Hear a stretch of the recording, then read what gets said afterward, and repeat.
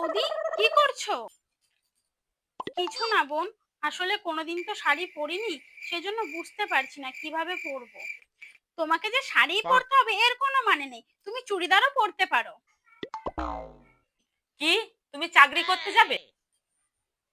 আমাদের বংশে কেউ কোনোদিন চাকরি করতে যায় না। কালকের থেকে তুমি আর চাকরি করতে যাবা না। যাও, আমার জন্য চা বানিয়ে নিয়ে আসো। ঠিক আছে মা। মা, তুমি এটা কি করছিলে? তুমি জানো না বৌদি উকিল? বৌদি যদি তোমাকে বধূ নির্যাতনের কেস দিয়ে দেয় তখন তো তুমি জেলে চলে যাবে। কি? তুই সত্যি বলছিস?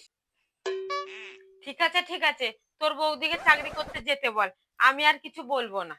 ঠিক আছে ঠিক আছে, আমি বলে দিচ্ছি, তুমি কিন্তু আগের থেকে সাবধান হয়ে থেকো। বাবা, আজকের মতন বেঁচে গেছি, খুব বাঁচা বেঁচে গেছি। বৌদি।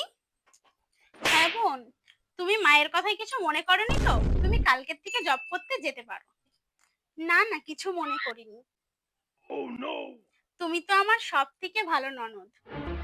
আমি কেন সব থেকে ভালো ননদ জানো? কারণ তুমি আমার সব থেকে ভালো বৌদি।